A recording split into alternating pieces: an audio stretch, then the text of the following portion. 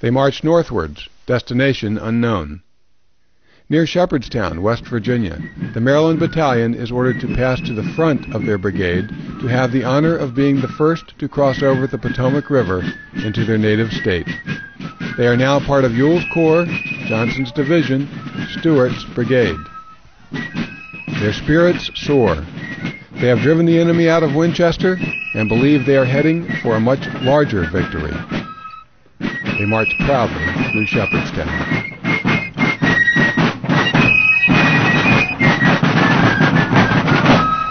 At 2 p.m., they arrive at Bottler's Ford, a mile and a half outside the town. The men plunged into the water nearly waist deep and made for the Maryland shore. It was an indescribable scene as thousands struggled through the water, singing and shouting in the excess of their joy. Major William Worthington Goldsboro. On the other side, they proceed up the riverbank, cross over the canal, and march about a mile before stopping. Then they make camp in a nearby woods and celebrate. On June 20th, they resumed their march in the direction of the nearby town of Sharpsburg, Maryland, near the Antietam battlefield of the previous September. We marched through Sharpsburg, receiving the sneers and black looks of the abolitionist population. Private John C. Henry, Company A. They remain in camp on the Antietam battlefield for 2 days. The landscape is brutally scarred. Occasionally they see bones sticking up out of the hastily dug grave before. On June 23rd, they continue their march, heading north through Hagerstown, Maryland. Here, they are met with demonstrations of strong Southern sentiments, of the smiles of young women, and waving flags and handkerchiefs. Instead of turning at Hagerstown, which would take them in the direction of Baltimore, they continue in a northerly direction. Samuel, Daniel, and their comrades in the ranks are now certain they are bound for somewhere in Pennsylvania. When they lay their blankets on the ground this night, many of the Maryland Battalion will sleep their last sleep on Maryland soil. At Greencastle, the Maryland Battalion is ordered to Chambersburg by way of Mercersburg and McConnellsburg. The Army is fanning out to collect supplies in the rich Pennsylvania farmland. On June 27th, they turn to the north once again, heading in the direction of Carlisle, Pennsylvania. This night they camp by a small village named Springfield that is blessed with a magnificent large spring. Of great beauty, this will be the last on earth for many who camp here.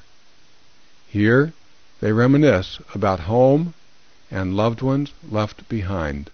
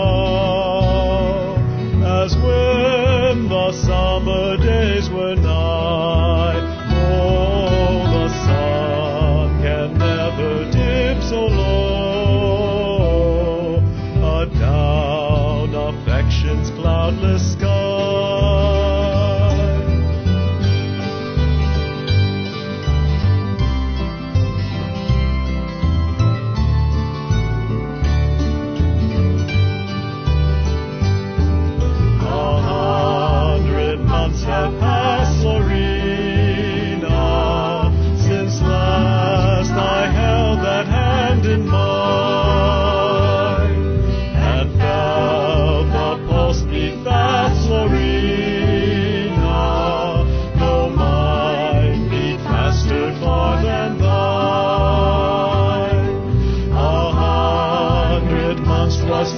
we may. When up the hilly slope we climb, to watch the dying of the day, and hear the distant church bells chime.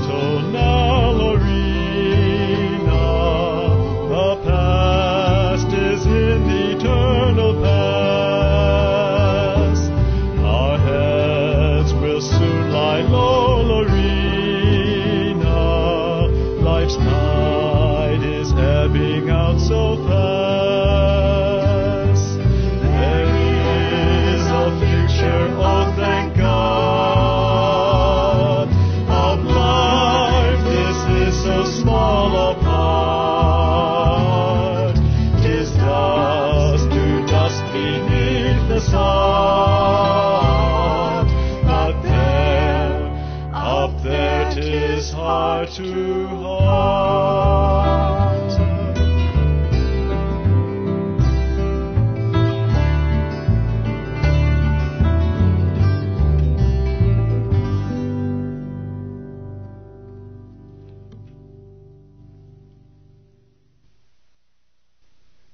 Sunday, June 28, 1863. They march to within 4 miles of Carlisle, but the next day they are ordered to turn around and march back in the opposite direction. They correctly guess that their northerly objective had been Harrisburg, the capital of Pennsylvania, and they are disappointed to be pulled away. The people along the road think we are retreating and seem pleased. We hear that the enemy has evacuated Harrisburg. Lieutenant Thomas H. Tolson, Company C.